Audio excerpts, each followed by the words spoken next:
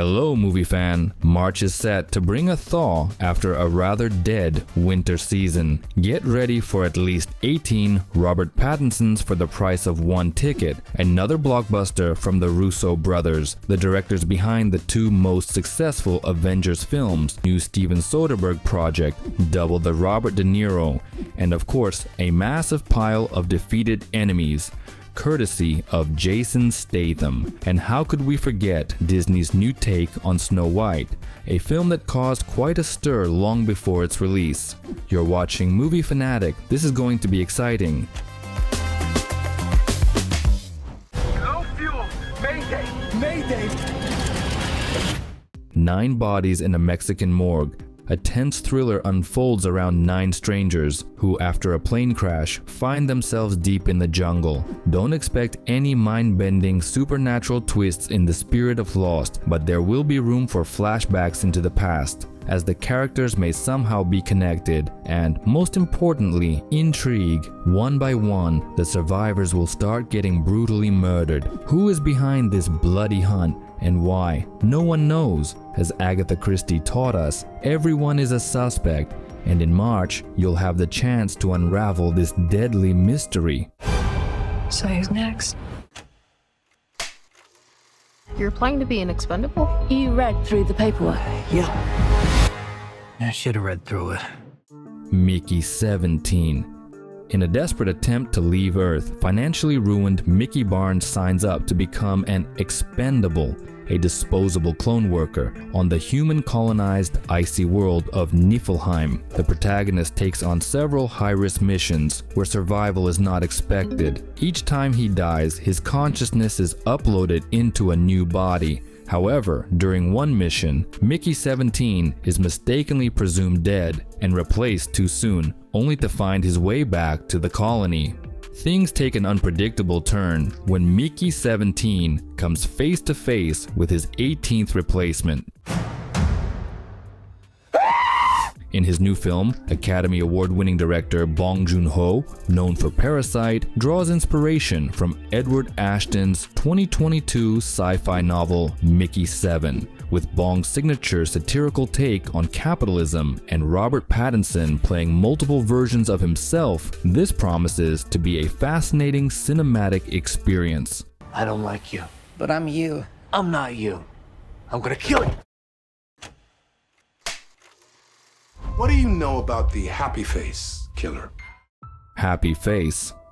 A true crime series based on the autobiographical book by Melissa Moore tells the chilling story of a girl who, at 15 years old, discovered that her father was none other than the serial killer known as Happy Face. She changed her name and spent years trying to escape her past, until her father, sentenced to life in prison, re-entered her life. Now, Melissa must confront her dark history and uncover the truth. Is an innocent man serving time for her father's crimes? Or is this just another twisted game played by a man who once claimed to have killed over 160 people? The series promises in-depth investigations, shocking twists, and intense moral dilemmas. It's so good to see you, Missy.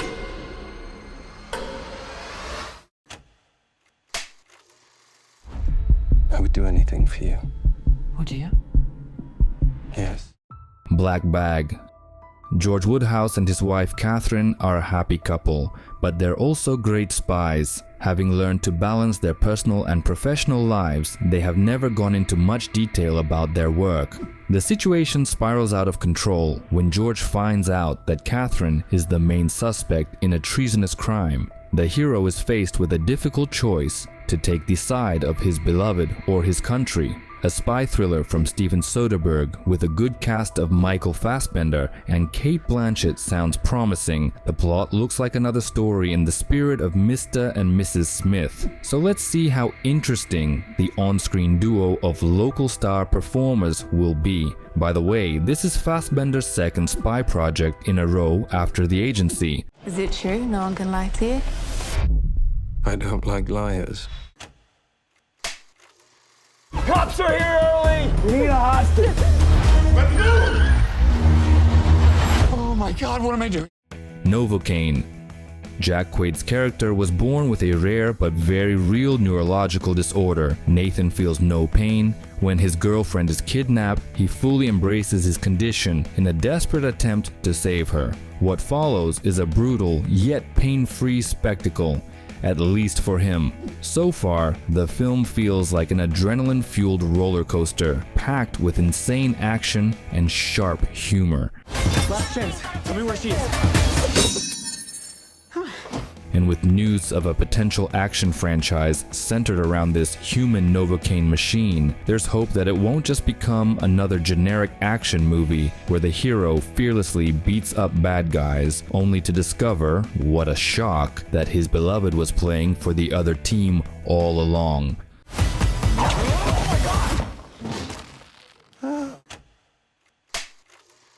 You took our money and dope.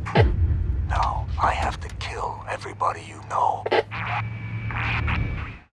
Dope Thief.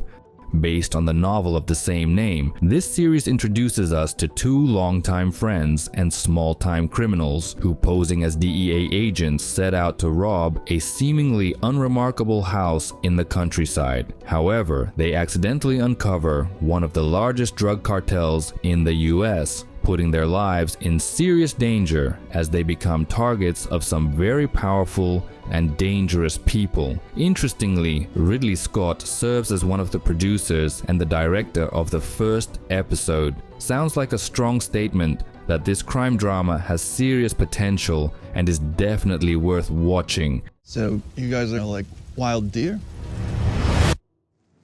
We the hunters, bro. What's wrong with you? Took your freaking time, didn't you? Cool your jets. The Electric State. I'm sure many of you have come across the retrofuturistic artwork of Simon Stollenhag while browsing the internet. His distinctive style is filled with melancholic narratives and deeply human stories, intertwined with robots and advanced technology.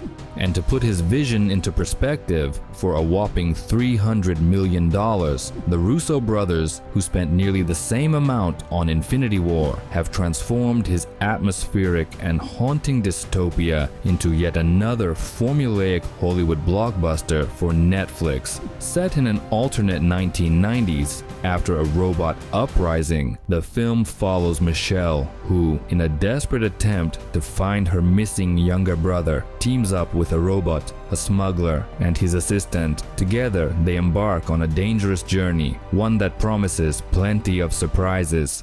Robots helping humans. I know, it's nuts. No offense. Get it all the time.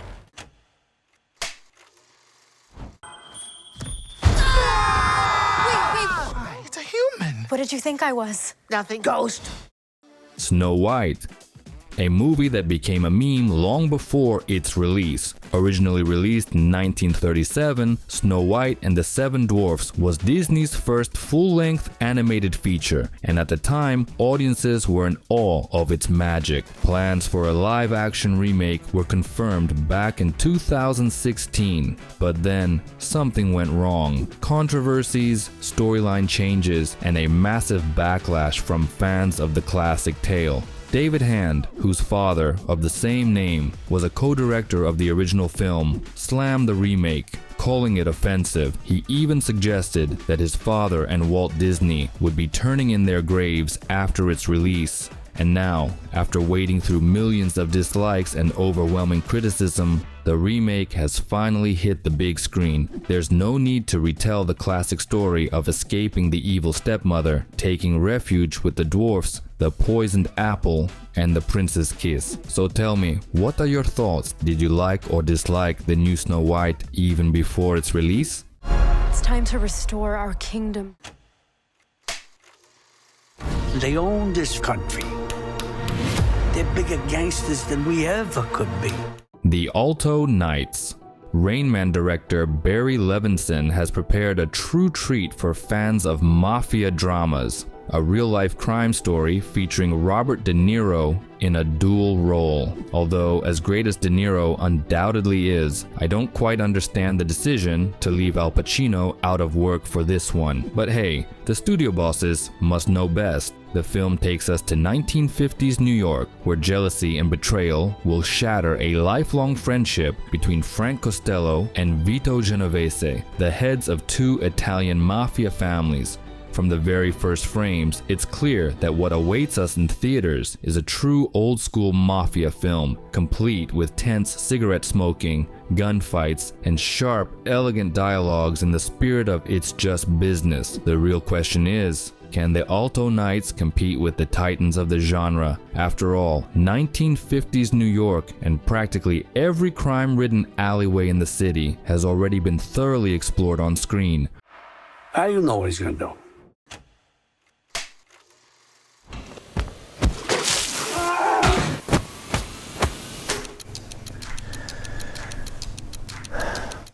A working man. And just like that, after playing a transporter, mechanic, spy, racer, beekeeper, and countless other roles, Jason Statham has now been dubbed a working man. This time, he transforms into a regular working class guy. But don't worry, he has a mysterious combat past. When his friend's daughter is kidnapped, he'll be forced to dust off his deadly skills and single-handedly take down a massive human trafficking syndicate. Genre-wise, A Working Man is exactly what you'd expect from a Jason Statham movie, a pure popcorn-fueled action flick where Statham, as always, goes on a rampage, skillfully beating up criminals. Here's a likely short logline: fight, shootout, another fight, and the climactic explosion. And the cherry on top, a heartwarming family hug at the end, in a movie that, let's be honest, was probably mistakenly not titled The Builder. That's right. Time to get to work. That's all for today. Let me know what you're planning to watch in March, and as always, I'm already working on another exciting movie roundup for you. See you soon!